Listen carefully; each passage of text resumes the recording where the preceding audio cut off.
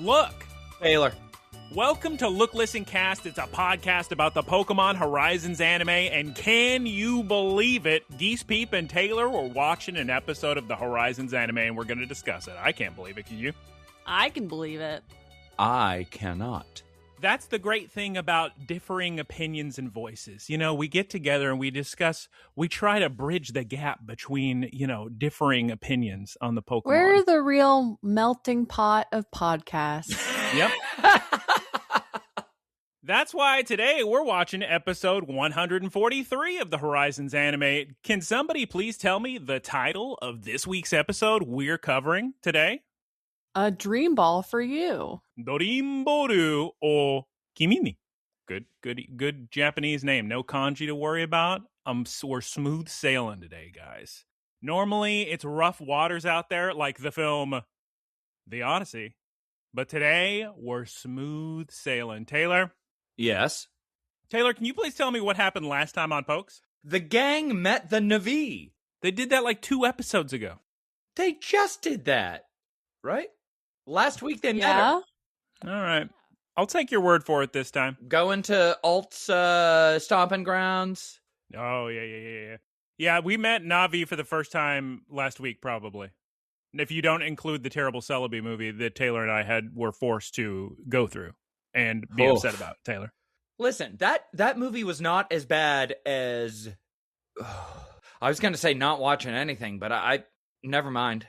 Yeah, I would have had more fun just imagining fun stuff in my head looking at the wall. Or looking at like a picture of Celebi. Yeah, that would have been way better. Like just playing with a Pokédex app. Yeah.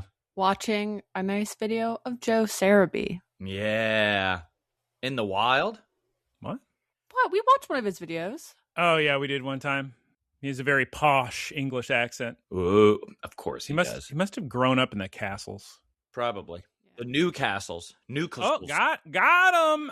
Just so if you're a new listener, I'm sure you've turned it off by now, but just so you know, if you click the timestamp, you jump right to us talking about Pokemon. But before we talk about Pokemon, Taylor and Geese Peep, we of course have to discuss what we've been peeping this week on Geese of the Week. What you been geese? Peep of the Week. Okay, Taylor. Yes. In my Geese of the Week this week, I watched a film by the name of The Odyssey. I watched it in Christopher Nolan's house, his little bungalow at Universal Studios, where he says you can only watch his movies on this one giant IMAX screen, and he recommends that's his favorite theater to watch movies in, Taylor. Really? The Universal IMAX? Yeah. How much do you think they paid him for that? There's not many IMAXs in the world that are that tall and perfect and big and exactly what he wants. There's not that many people on Earth that would choose that over the TCL Chinese Theater. For him, he prefers it. But anyway, they had the literal Trojan horse from the movie in front of the theater, so that'll tell you something. And they had the costumes from the movie. It was very sick. Had a fun time in the movie. It was good, I suppose. Here's what I'm going to say to you, Taylor. Couple things. Yes. This is a running theme we got on movies I watch. Number one, even though it's a good movie, I still think the trailer was better than the movie. I don't know how many movies I'm going to watch where the trailer is just so exciting, so hyped up. The music's swelling, and I just think it's going to be the sickest thing in the world, and the movie's just not as good as the trailer, I think. The one thing I'm really worried about, because I'm seeing it in a little less than a week, next Tuesday, I'm worried about casting and costumes, because every part of those two things just looks like a Marvel movie. It's all of the casting characters from the Marvel movies, all of the costuming from the Marvel movies. Here's what you have to realize that I realized in the past 24 hours, because I don't really like Zendaya's performance in a lot of things. She takes me out of it. Oh, she was good in Spider-Man, not great in anything else. I guess Dune. Wow. Okay. Well, yeah, in Spider-Man, I feel like she fits because she's just, it works that's what she's going for. Like, she is a modern young woman, and that just fits. Whereas it just doesn't, I don't know, the way, it just doesn't fit in these olden times, futures. I don't know. But here's what you need to realize, Taylor. We live in the year 2026. These are the actors you pull from. These are the money-making guys. These are the famous actors we have. This is our stock. This is our stable to work with. So you get your Tom Holland and you get your Zendaya. So Tenet did real bad. Everybody hated Tenet. Because they have to cast everybody who brings anybody. Except Cillian Murphy. Poor Cillian Murphy didn't get into this one. He said that he was excited to be able just to sit and enjoy something instead of having to be in it. Yeah, he did say that. Does he mean it? Probably. Actually, that must be fun for him if he likes Christopher Nolan movies. Is he going to enjoy this one? Probably not. No, it's a good movie. Here's what I'll say about the movie. It's so funny. This is when I was watching the movie, because it's a long movie. So I, of course, was very concerned about pee in the theater. Of course. So especially I went with all the ocean scenes. Good point. The guy next to me, he took a last second pee, and I said, that man's a genius. Because I peed beforehand, but they did a special for the big IMAX showing. It says, from Denis Villeneuve, dear Christopher Nolan, my best friend, my beautiful compatriot, here is a scene from Dune before your movie. I love you. And I said, you know what? I'm going to see Dune in theaters, so let me just pee a second time now because I'm going to be worried about it the whole time. I'm going to be worried. And I entered the theater at the perfect time as the blue IMAX screen is ending and the movie starts. Okay. Here's what I'll say about the Odyssey, Taylor. It's the classic Taylor situation, what Taylor says if he was ever in any zombie movie. There's way too much adversity in this movie. Not that anybody should be going into the Odyssey thinking, well, I don't think that's very realistic. But at the same time, I'm like 2 hours, 50 minutes into this movie, and I just say, this isn't worth it. You had to go through way too much. Nobody alive would go through that much for anything. Yeah. You would have given up 300 monster battles. I mean, come on. That is how the story goes. I know. And how the... Come on. But yeah, I mean, it's certainly a fun movie. As biggest IMAX fan in the world, and I was so happy, Taylor, that Jeff Keighley's father was honored so much in the credits. For giving birth to Jeff Keighley? Well, for creating IMAX. Or being very... I forget if he created it. He was very critical to everything IMAX. And it was very sick watching the first ever film that was 100% in IMAX because they built a machine where, because IMAX cameras are so loud, you could only ever film them with big action scenes and not dialogue. But every shot in this movie is IMAX because they created a device to make it where you don't hear the IMAX sound. And it was sick. Okay. Taylor, I watched, I didn't realize this came out, but apparently King of the Hill season quote unquote 2 came out. I mean, in reality, it's what, season 16? I don't know. The second season of the reboot of King of the Hill came out. And I heard it was getting pretty good reviews. So I decided to watch the first episode of it. Because they put in memoriam of John Redcorn. There you go. I laughed a few times. Nice. I think there's some good jokes in here. Unfortunately, because I adore King of the Hill Prime. God, is that just peak television. It's a great brought show. me more happiness than that show. Well, some things. It's up there. It's definitely up there. The bad thing is I was watching the first episode of this new season, and the whole time I was watching, I just kept wanting to go to phone or watch YouTube. And I feel so bad because it's not bad. It's not poorly written. It's just not engaging. We discussed this before with the first season. A very annoying thing. And this happens to every single reboot series.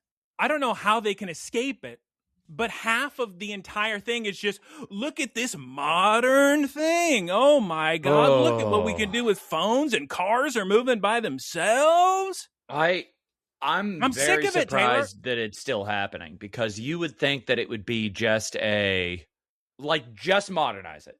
You don't need to lean on that as a funny little goofy, because it comes across fan fiction-y. Well, where it's like, what if Bobby was a teenager in 2026? Like that kind of stuff. I know what you mean. I'm trying to give them the benefit of the doubt. It's frustrating, Taylor, because the kids speak. The kids, I mean, they're in college age. They speak with modern language. Sure. And it bothers me, but I don't know if it should or not.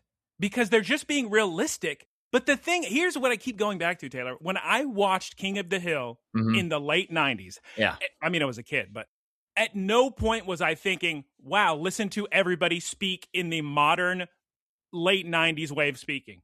It was just timeless. It was just a timeless story. Anybody could watch that. Older people could watch it. Younger people can watch it. At no point are you thinking, oh, yes, this is very indicative of the times. Something that a lot of shows, especially sitcoms, used to do very, very well is change the vibe based on location, not necessarily aging themselves that way.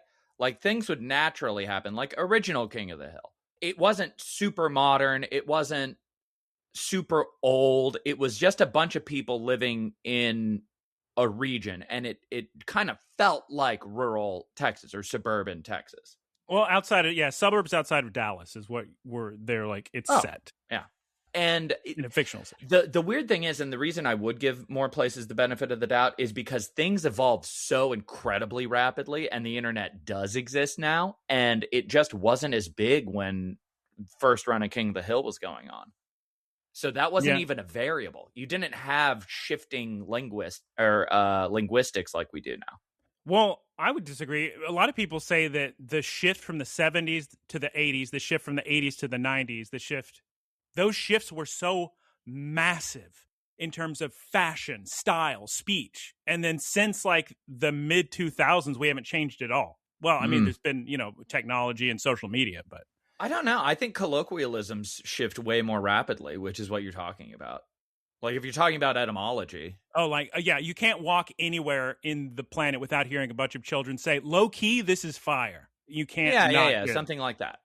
Whereas fashion-wise, we haven't really changed a whole lot, but it's because we have a lot more micro fashion adjustments, I think. Yeah, I don't know. Okay, I'll probably finish King of the Hill. It's not bad. It's have to. Bad. Sunk cost fallacy. Good point. Taylor, can you please tell me all this week about Wild Arms 4 and Crosscode? Oh, boy. Oh, boy. Oh, God. Oh, jeez. Man. These people. Oh, Lord. I can't. Oh, God. Oh, man. Wild Arms 4, not as good as Wild Arms 1 through 3. Is this a fighting game? Almost. No, it's going to be a fighting game if I'm going to finish it. Got him. It's an RPG with some Western boys and girls. So, Wild Arms 1 really separated itself from the JRPG pack whenever it came out by being just such a Western game. A lot of whistling. The soundtrack is still good in 4, but it feels like a Tales game, not a Wild Arms game. You don't feel like you're in the Wild West anymore, and that's a bummer. Sad. Yeah, like main character, the last one, Virginia Maxwell or something like that, had her little derringers that she would use and her fun little dress. And it had such a vibe. This one's just like Kid 1 and Kid 2. Kid 1 has a big jacket. Wow. They also do a very weird thing with all of the, I wish I could provide a visual aid for the audio listeners. Every single cutscene is way too fluid. Because every scene is just, I don't know. What do you think about that? And they just keep moving around in small, unnatural ways. It's so weird. And the dialogue, my God, the dialogue. Every single line is adults are bad, children are good. I get what they're saying, but whoever localized it needed to understand that they should tone that down.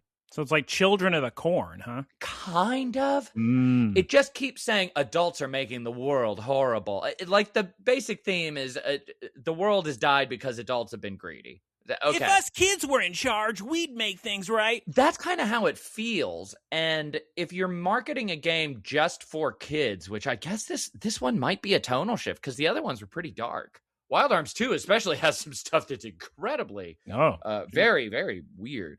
Would I recommend it to fans of the series? No. Let's see, what else did I play? Crosscode. The reason I got into Wild Arms 4 was because I was playing Crosscode. Do you know anything about that?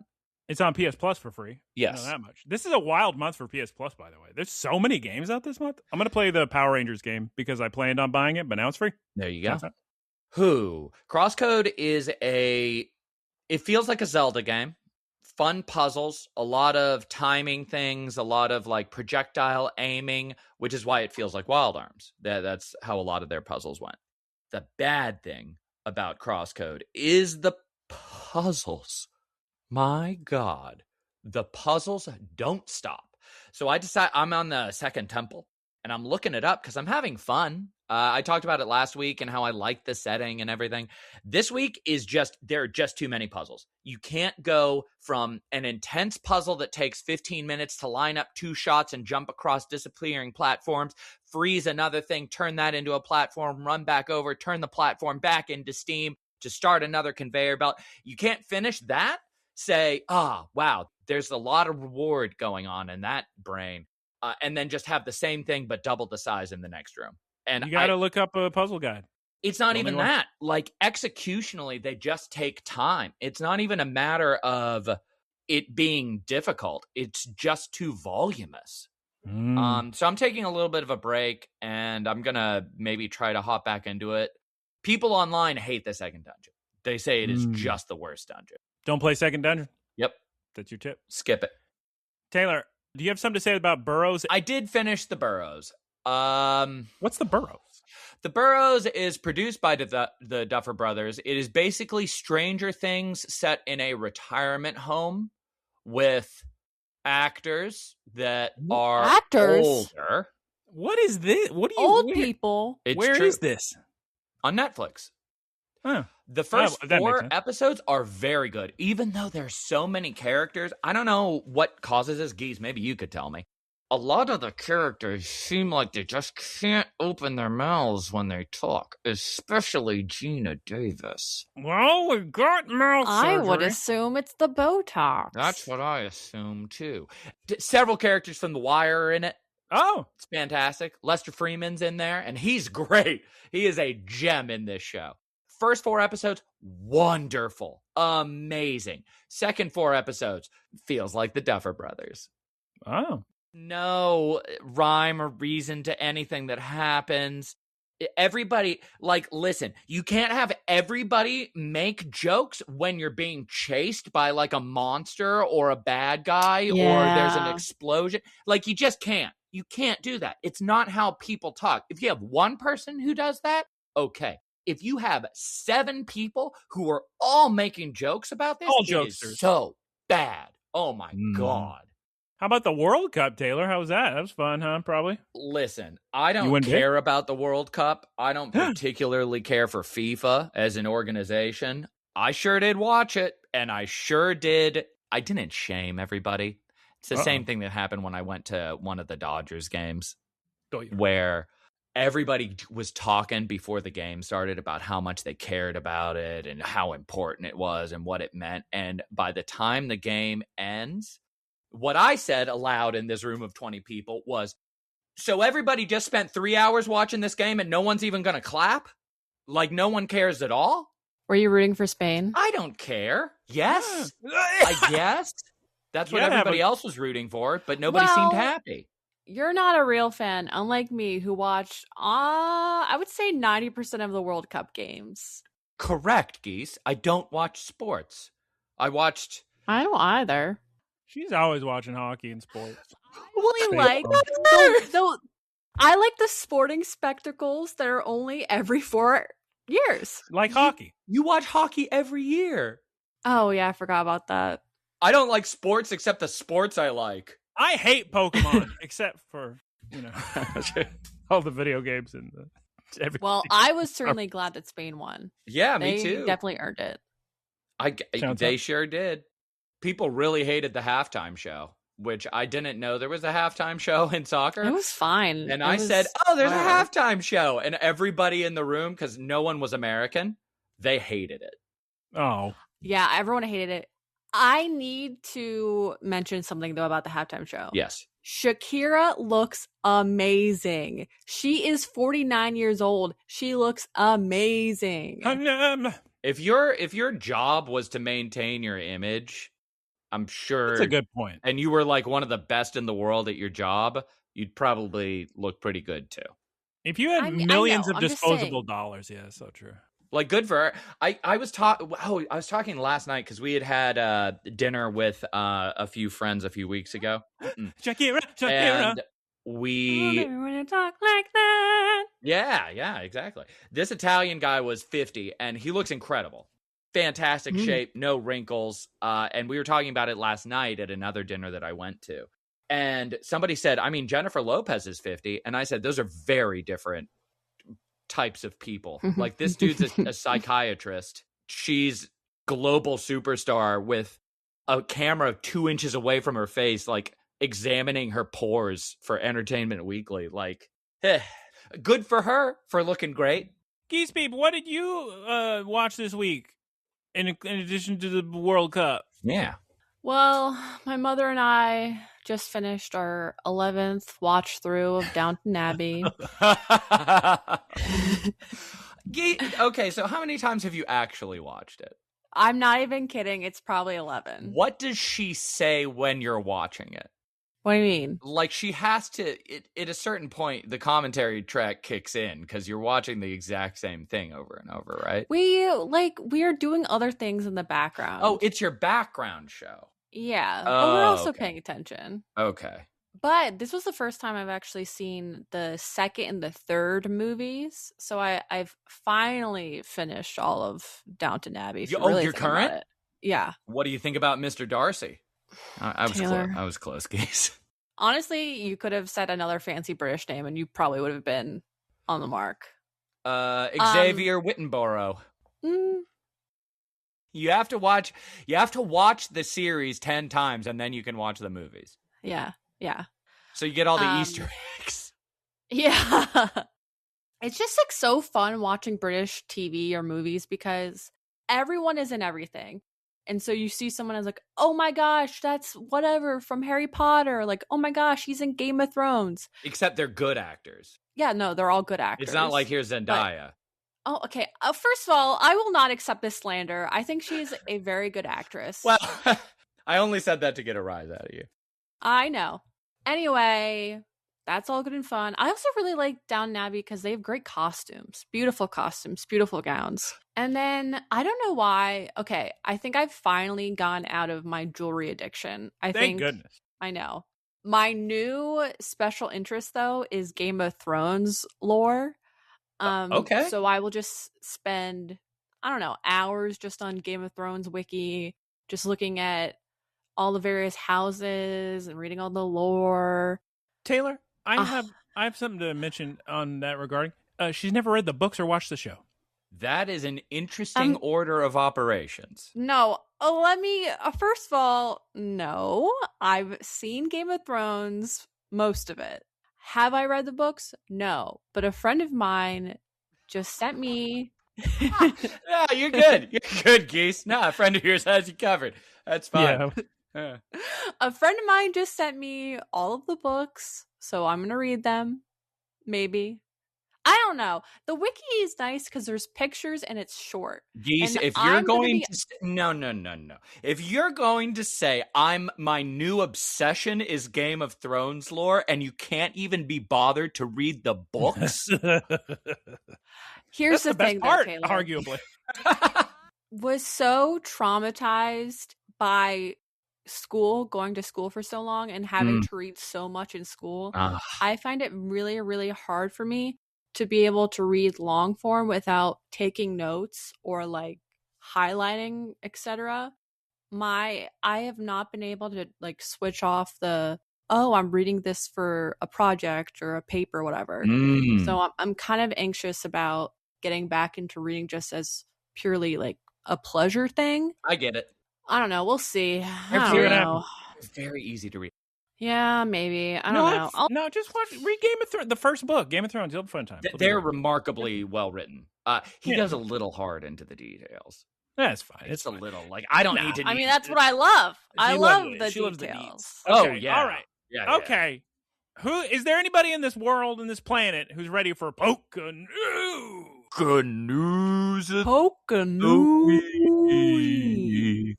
The first piece of Pokemon news, a new medal has been announced for Pokemon Home. It's available at San Diego Comic-Con from July 23rd through July 26th, so you better hurry up and grab it. Unfortunately, I'm sorry for all the interrupting. When you said a new medal has been announced, I thought they came up with Pokémium or something. Yeah. And it was going to be debuted at San Diego Comic-Con. Yeah, we're making new spaceships with this newly discovered Pokonium. It's great. Great stuff. You do need a ticket, so hope you have a bunch of money. Or you probably would already need a ticket, but there it is, Pokemon Home Medal. I'll mention again, I went to Japan and tried to get Pokemon Home Medals, and they didn't work, so great. You should have fought harder for that. There's no way to fight harder. It didn't work. You can't argue with a machine to make it work. All the Japanese people also couldn't get it. It was literally broken. There's no way to argue it to be fixed because it was brand new. In Pokemon news, look at all these beautiful, scroll down everybody, look at all these beautiful McDonald's Pokemon sandwiches in McDonald's Japan. I want these. Look at this. Look at the Bulbasaur beef. But look, we got some garlic chicken sandwich with Charmander and this shrimp burger with Bulbasaur. Or excuse me, do they come with toys? Yeah, they come with like little. You get little kind of pins, icon things, kind of guys. But they're not kids' meals. They're just for the adults to enjoy themselves a Pikachu breakfast muffin. Why not? Of course, unlike Wild Arms 4.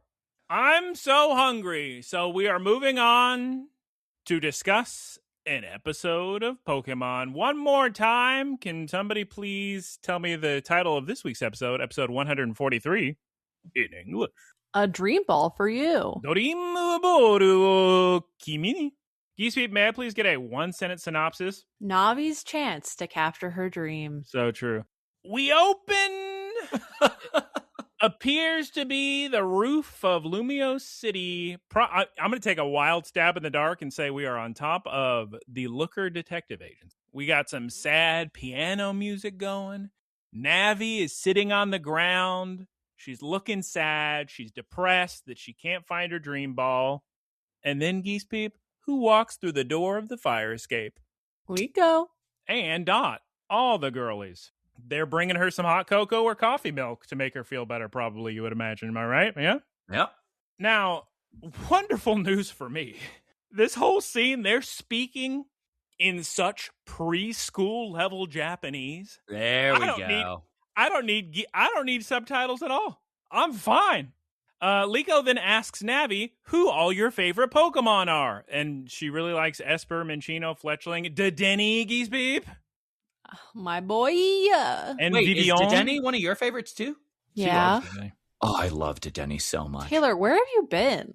I'm just trying to suss out the true fans. He was at Polo and probably got a concussion. Navi asked the girlies how they met their starter Pokemon. Terrible news, she's still speaking in third person. And I'm going to stick true to my word. Every episode she does that is losing a point. So, Horizons writers, you better keep that in mind. I was trying to justify that in my head. And I was thinking, well, in a way, she's kind of like a Pokemon. Oh, there you go. She loves Pokemon too much, you guys. She can't decide which Pokemon she should pick for her own with her precious dream ball. Guys, I can solve this. I don't know why she's acting like she can only have one Pokemon. Well, for her precious dream ball. She can't even use pronouns, Geese. Of course she can't understand the concept of numbers larger than one. I can fix her problem right now. Catch Ditto. Speaking of Ditto, we get a very fun, silly transition of the moon turning into the reflection of the moon on her dream ball being held by Ditto above the Brave Olivine. If you think about it, catching Ditto is like catching all the Pokemon. Exactly. It's so true. Ditto's getting at least a point in this episode. Ditto carries this episode so hard. And he's having a conversation with Noctowl about something. So then he's probably saying to Noctowl, listen, I'm liking this dream ball. What if Navi joins us and we all have a fun adventure? He's probably saying that to Noctowl. Noctowl says, if you can dream it, you can do it. Walt Disney. So Ditto transforms into a Noctowl and flies off to Navi. Time for a theme song. Ise no Deko, ready, go. Ready, go. All right, let's cut to daytime. Real quick, was anybody else really confused by that Ditto Noctowl scene?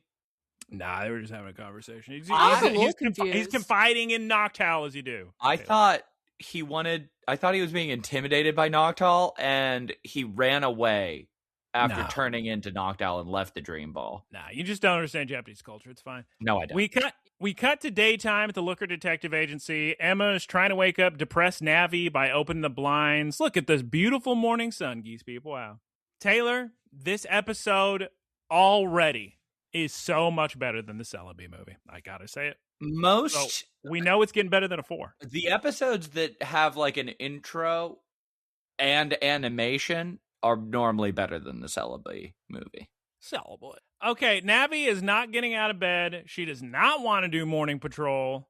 But what if, Navi, what if we retrace our steps when we were finding Carbink? What if we look for your dream ball? And Navi says, well, in that case, I'll get out of bed. That sounds great. Let's get everybody some coffee. All right, let's go. I like this next thing, Geekspeed, because it looks like half the kids and half the Pokemon slept well, and the other half didn't sleep well at all. And they're yawning. And Ol is sleepy. Yeah, and they get, maybe Olt and Navi getting to start bickering back and forth, and Olt's getting in trouble because he's yawning in his response to Emma's question. And yeah, let's just give Olt some coffee. Give Meowscarada some coffee, okay? Time to cut to outside by a fountain, probably. Look, there's a Flabébé floating by. The Ditto rock with a dream ball. I guess he just slept in the flowers for fun. Am I right? Sure. I don't know why he had to fly the night before. Why couldn't he just fly? He's like me. He wants to. He doesn't want to worry about catching the train all the way over there. He wants to be there. Make sure he's close by. Flabébé touches the Ditto rock, makes him sneeze. He untransforms, scares Flabébé half to death. Geekspeed, Taylor, ellipses.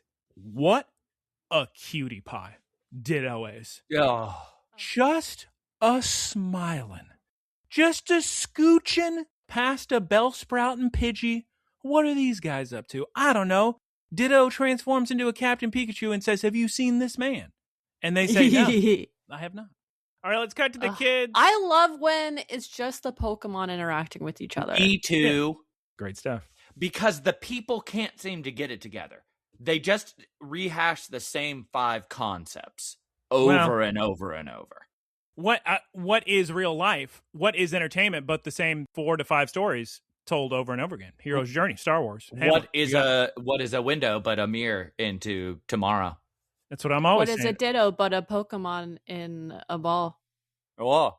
We cut to the kids, and they see 3 Trubbish screaming at some sludge in an alley that you would have to use a water-type move to get rid of in Pokemon Legends ZA.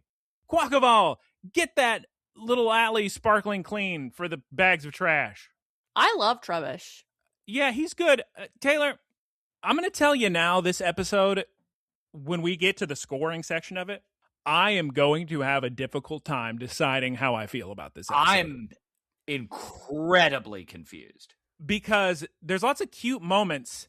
This scene where they're explaining how to clean the sludge and they're all congratulating each other, I swear it feels like it was written specifically for a preschool audience. Are we watching Mon Poke, Taylor? I believe we are. This didn't have to be 2 episodes. I will tell you, they really stretched some of these. Well, like a Ditto. Got him. After we learn how great friendship is and how Emma understands Esper, we walk past some Badoo. A cute little Litleo's having fun chasing him. So, of course, the kids say, kill that lion, Captain Pikachu and Sableye. And luckily, no battle needed because those 2 little guys spooked the little lion. So the Badoo are happy to have been saved. Great. Taylor, I guess I'll forgive the preschool lessons because everything in this episode is just so cute. I feel like what they did for this episode, and this is why they had to take a week off, is they said, we got to find the best preschool teachers in the country to write this episode. We got to go all around Japan, and we just got to get ideas. What would the preschoolers love to see? They just watch all seasons of Old Enough. Yeah. Now, let's cut to the residents of an apartment building with a Fido. There's no electricity! I can relate to this. The power's been going off lately in the middle of the day. I guess everybody's like cranking their AC and their fans and stuff. So I've been dealing with power outages a lot. No. It was fine. The last one lasted for 1 minute. It was just like a circuit. It's fine. They call it a rolling boil. Got him. Emmo saved the day with her Ampharos. We'll Mega Evolve it, Taylor, since maintenance clearly isn't responding to the online help portal. Why would they? So Ampharos is going to restart the breakers. Why would they ever? I like how Alt was like, that was such a waste of a Mega Evolution. And then Emma says, no, I help people, Alt. That's never a waste of Mega Evolving. Also, can you only Mega Evolve once a day? No, but you can't have like 16 Mega Evolved Pokemon all at the same time. 1 per battle. Ampharos is such a good line. I just keep thinking about that. Yeah, great starter, great intermediate, great final stage closer. Yeah, great closer. Great meta. Mareep, Flaffy, and Ampharos, they're my boys. They're my girls. Fantastic shiny line. And what a concept. Electric Sheep, Taylor, you joking me? You love that book. You got 2 copies of it. Fun art style this week, though. I will say, they keep doing the fun stuff. Geese Peep with the little squares and the circles, showing the faces, like zooming in real big. That's fun. Yeah, I like that. It's cute. It's cute. And they're well drawn. Yeah. Wow. Emma, says the kids, they say to Emma, wow, Emma, you're the greatest detective alive. Always doing great detective work, like restoring power to apartment buildings. Wow. Then we see a shot of Aromatisse, Minccino, Fletchling, as Ditto's just hopping along the street, holding his dream ball. Geese Peep's asking a pants Asian the tree if he's seen Captain Pikachu. And then Geese Peep, he sees a dandy trim furfrou, and Ditto says, that's my ticket out of here. I'm transforming into its little hair hat, and we're going to find my new trainer. Spoilers. Which is crazy, because imagine this taking place in Paris. Oh, yeah, the big city. It's true. Paris. Lumière. Very important to note, we see a very blurry, low pixel poly little girl with an ice cream cone and her gumi. And the kids arrive at the little city square with all the food, and somebody's hungry, but clearly my autocorrect changed something because it says, okay, break time. Mama's hungry. So who was hungry? Was it Olt? Was it Olt? I think they're all hungry. I thought it was Detective Agency. Everybody's hungry. Olt, why don't you eat this galette with Sableye? Navi, have some coffee milk. Wow. Geese Peep, look at all these Pokemon in the plaza where Navi and Emma first met. You got the 15th Aromatisse of the episode, Pancham, Gumi again, Pumpkaboo, somehow another Minccino. I've never seen greater timing in my life, because just as these kids are sitting down ready to eat, the dandy trim furfrou Ditto hat walks right by him. Ditto gets so excited and freaks out Furfrou, who just goes charging towards Navi, but Ditto hops off at the last second and shows Navi her dream ball. Wow. Wow. What a scene. It's great that it's dramatic, too. Like, I like a Pokemon like Ditto having an appreciation for presentation. It was at this point I'm like, wow, the big climax of the episode. And then I went, but we're not even at the commercial break. But Navi gives Ditto a big giant hug. She's so grateful. Ditto blushes, Geese Peep. And then Ditto flops. Yeah, Ditto dies. Navi loses her mind. Yeah. And they're just like, oh, he's just hungry. He needs some food. Yeah, Emma gives him a galette. And you can have a sip of coffee milk. Everybody's smiling, happy, seeing these two together, except for, of course, Olt, who is continuously unamused by anything relating to Navi. Geese Peep, we have, and that's the problem with this episode. It's such a roller coaster, this episode, because we keep gaining points with how adorable these scenes are. Of the Pokemon just playing with Ditto, goofing off. It was cute when Ditto pulled over Navi to come play. That was cute. Blink if you miss it, Taylor. There's a Munchlax in the background here. Oh, I didn't even notice that. I feel like the density of background pokes was kind of low in this episode. Is that correct? They just kept reusing the same ones, which is... Come on, guys. Guys, come on. Guys, cut to Prism Tower. Guys, let's cut to Prism Tower. Still no commercial break. Wow, jeez. Okay, it's me, Navi. I'm going to give a tour of Lumiose to all you guys. And Olt, what does he say about this, Taylor? I mean, he doesn't like it, and he knows more. Yeah, he could do a better job. He knows more in his little pinky than she does in her whole body. Again, why does she keep saying her name? For audio listeners, Taylor is throwing a fit as if a caveman would throw a fit by shoving his arms up. Unga bunga, caveman say caveman name, like Navi. Like Navi. Okay, it's time for a PowerPoint. One of my favorite parts of any episode. Emma's going to help a crying Meryl. I wish we actually got more of that, because it was so cute, the montage that we did get. The 2-screen PowerPoint. Navi then has a conversation with Ditto on the walk back home to the Looker Agency. And Navi just wants to travel the world, have fun with Ditto. Can you imagine a world where that were possible? Esper then mysteriously uses its psychic powers for undisclosed reasons as he stares at Navi and Ditto. All right, let's cut to the kitchen. Everybody's talking about their day. They're goofing off. But suddenly, news from Roy. The brave Olivine has finished resupplying. Taylor completely forgot that's why they were here. I guess they needed some baguettes or something. Like everything, I think Emma episodes seem like they have so much wasted time and a plot that doesn't really stand on its own. That seems to be what happened, because this is her third episode, I believe, and all 3 episodes are like, oh boy, that was just a bunch of chores. Well, immediately after Roy says that they've finished resupplying, Emma says, all right, well, guess you better get out of my house then. And Navi gets sad for obvious reasons. Of course. Thank you, everyone. She says, it was so nice to meet you, especially you, Ditto, my favorite Pokemon in the world. Geese Peep, did you see Ditto's little baby wave goodbye? Yes. Oh my God. Ditto's, What a baby. one hand to wave and its entire back for carrying this episode. Got him. Then we go to a commercial break. Interesting commercial break, really. Interesting timing, interesting Super sad late, music. very late commercial break. Then we're going to cut to Sunset, my boy, on the Great Salami. And Ditto, Geese Peep, he's looking back at Lumio City with longing. Navi's looking at the ship with her telescope. And now we get what was truly happening with Mimi the Esper, Geese Peep. All this time, while he was glowing, he was breaking immense boundaries and privacy laws by reading Navi's mind, and told Emma, oh, in reality and truth, Navi wants to travel with Ditto and the Rising Bull Tacklers all across the world. You gotta claim your dream when it comes.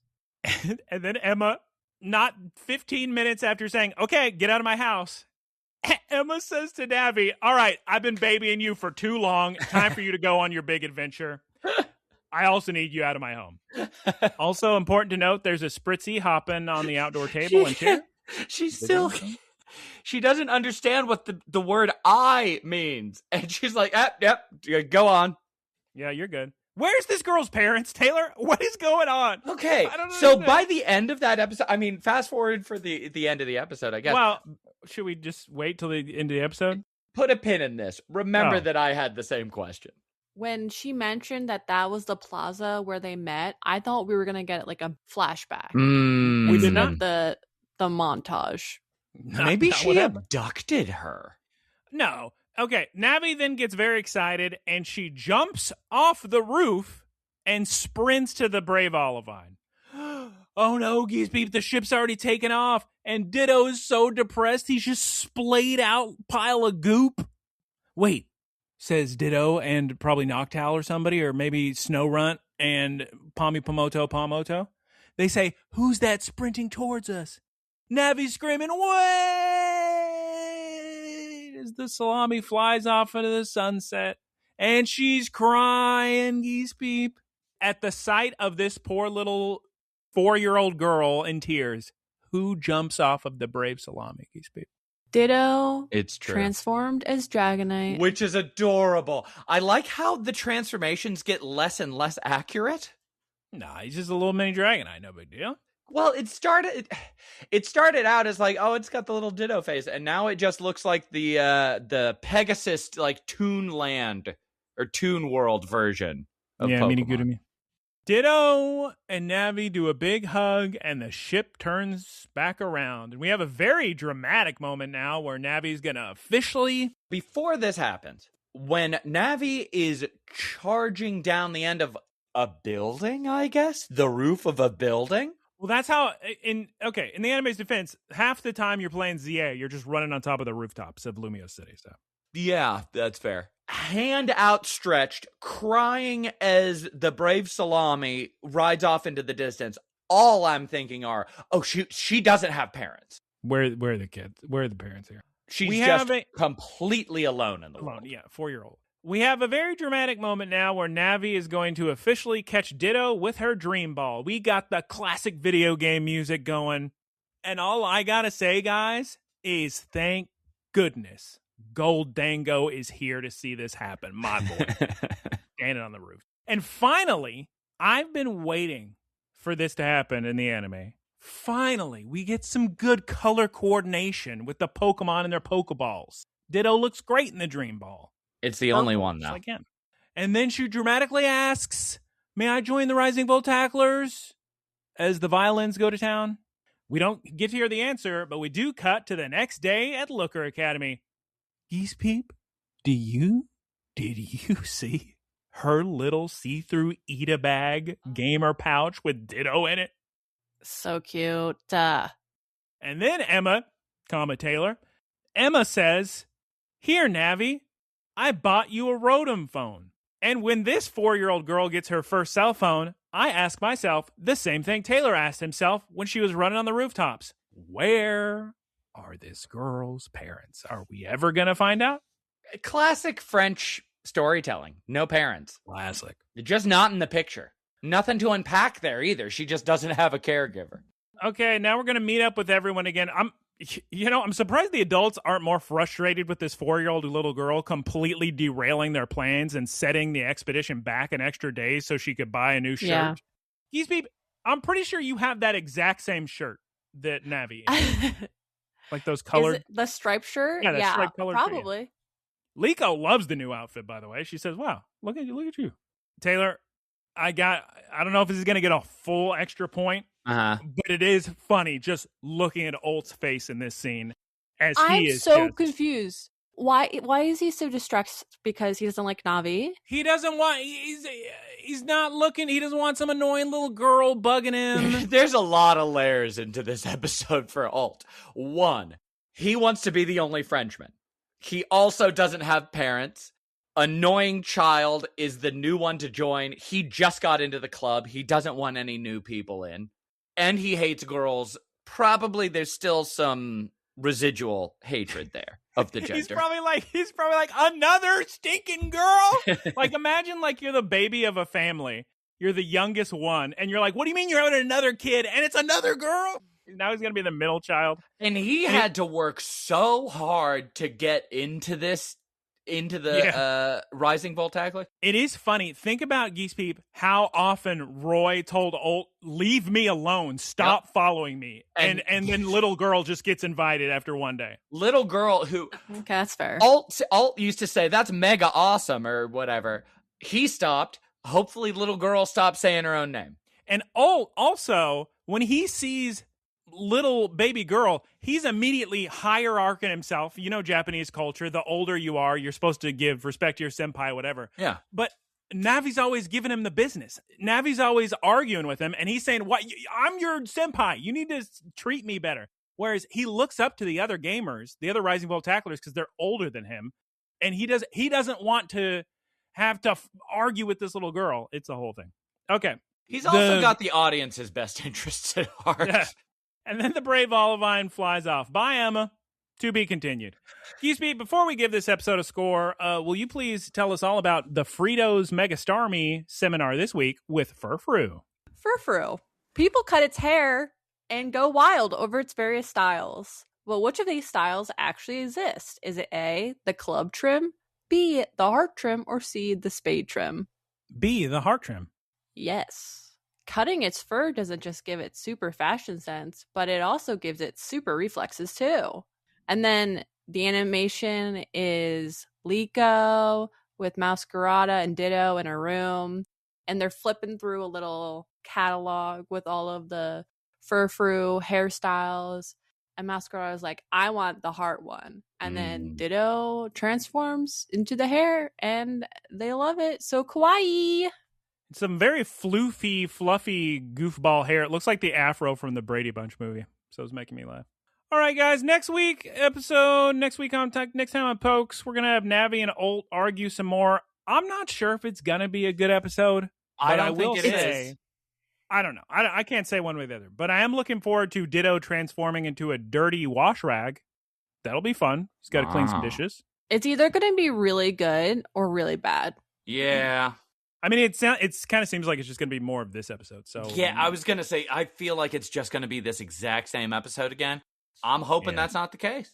Which is why I said I don't know how I'm going to feel about it, because I don't know how I feel about this episode. Who amongst you two, who is the most confident in their opinion on this episode that can the most quickly give a score they are comfortable with giving so I can judge my score off of that score? Out of Taylor and Peep, who is most comfortable stating their opinion? 5.5. That's too low, Taylor. Are you serious? That's low. I was going to say 7. 7 sounds reasonable. All right, yeah. okay. I watched it and I wasn't looking at the clock or anything. There was cute moments. It was basically just filler. And it was... Well, we can't call it filler. It's the big episode where she catches her first Pokemon, but... It didn't need to be 2 episodes. They really did not need to be 2 episodes. Well, the thing about her is she does not seem like a character that's going to join the crew. Whenever Alt got in, I was like, oh yeah, he's joining the crew. He has such an interesting, fun, dynamic personality. He's going to mesh well with Roy. He has all these things going. This one is just like, oh, it's a child. This is just a child. Yeah, Alt really had to earn his spot. We didn't need another character. No. I know they want Ditto to have a trainer or whatever, but Ditto could have just been a free agent. Well, we could have used another character. We didn't need this character. There's no role for this character to fill. You could have put an older character in to kind of mingle with the other older characters and then leave like a Grandma Diana. You just already have the mentor-mentee situation going on with Alt and Roy. So she could have somebody as a mentor, but that would have to be Dot, and she would have to be just like Dot, enough for Dot to have to grow. Liko, I don't think, needs a little disciple. I have a prediction. Yes. They're going to go to Blueberry Academy and they're going to drop her off. Oh, God. Actually, guys, I want to go to school and become a better trainer. And then her parents are going to be at school and they're going to say, we tried to do the exact same thing. Wait, am I crazy? Was there a scene in this where they were all talking about, oh, yeah, we all met our Pokemon at school. And she was like, school? Yeah. That sounds like that could be fun. Yeah. I'm just a poor little orphan girl. I've never been to school. I don't know how to read. Yeah. I mean, it's a good prediction. Taylor, I hope that happens. Well, there's a lot of schools out there. You know, I think might even be more likely they drop her off in Southeast Asia and for the school for the Generation 10. I thought you were going to say to work in a factory. Yeah, to work in the factories. Because she clearly likes fashion. Yeah, she loves factories. Taylor, do you want to adjust your score? 5.5 sounds very low. I'll give it a 6. I'll give it a 6.5 because it is very cute. I like Alt. Alt and Ditto are both so good. It's a little, like, I consider 5 kind of on the low end of average, I guess. I guess my average is actually 6. Can't wait until Ditto transforms into one of... the children. Yeah, the children. God, no. Transforms into one of Sableye's gems on its back. That'd be cute. Yeah, that'd be fun. Oh, that is going to be cute. As far as a score... Oh, there's so many cute and adorable moments. Yeah, that's what brought mine up, honestly. And Alt was funny. And it had Ampharos. Yeah, that was great, too. And it had Alt saying that was an unnecessary mega. Like it did have good moments. That's why I feel very comfortable giving it higher than a 5.5. I think I'm going to put it 7.9 because there's a lot of things I really liked here. Okay, so is my only problem that I don't like Navi saying her name? Is that my only issue? The entire plot felt like a nothing. There was just a it was kind of nothing. Nothing happened at all. Okay. Okay. No battle, which is good. No. Hold on. No good music. No, I'm going to lose my thought. I'm going to lose my train of thought. Go back 10 seconds. Easy. I'm going to try to. If I try hard enough, I can do it. I thought you were just going to go. Okay. Here are my thoughts on this episode.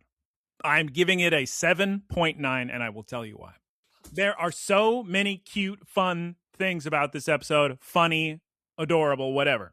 Normally, an episode that has all those would get in the 8s or 9s. But at the end of the day, Navi says her name. And number 2, half of this episode was written only for preschoolers. And that made me think, why am I watching something if it's only for preschoolers? So 7.9. There's too many good things. I'm not going to go lower. That's crazy. It's like, that's what's nutty. Crazy? I just think that's really high. That's all. So high. Well, I would give it higher, but it's locked out because of all the preschool scenes. It's like you can't get to the 8s. Oof. But there's so many laughs and so many cute things. I love those. Okay. 7.9. It's something. It's okay. Okay. 7.9. It's fine. It's fine. It's fine. But your average is 8. It's even higher than that. Okay, let's It was an easy pill to swallow. I guess. I forgot what was going on in the episode so much because I kept zoning out, which is also what happened in, I think, the last 2 episodes. These have been a rough few episodes. Okay, Taylor. Brandon left a comment about Navi. Why? Brandon says, honestly, Navi is just another ult. They both are young, energetic kids. They both are orphans adopted by Emma, and they both have mysterious Pokeballs. Like, seriously, Pokemon Horizons writers, couldn't you come up with something original? That is very funny. I forgot that Ult was adopted by Emma, and the mysterious Pokeball left by their parents that abandoned them is very good too. Doesn't sound like Emma's too beloved, so maybe they will just drop her off in the Philippines. It's not even a problem. I mean, never mind. That's the best opportunity for her, I think. These people, why don't you send us on over to the wrap up? Thank you, everyone, for listening. You can find us at Look Listen Cast on Spotify, Apple Podcasts, and YouTube. Please like and comment so more people can find us. Also, thank you to Keith for our artwork. You can find him at twitch.tv/keysquared. Shouts out Professor Website for the Ticklebits and the Boilerplate. Twitch.tv/prof_ticklebits. Please recommend this podcast to your friends who like Pokemon and your cousins across the street. And you can send questions or thoughts about Navi. Do you like Navi or is she not good? To looklistencast@gmail.com. I gotta eat. I'm antsy. I need some sunlight. I gotta get out of here. I gotta go. Everybody say goodbye 5 times. And by everybody, I mean Geese Peep. Taylor, twice is more than enough. Okay. And Charlie says goodbye too. Yes. Oh, Charlie. Goodbye. I haven't heard even one. Goodbye. Goodbye.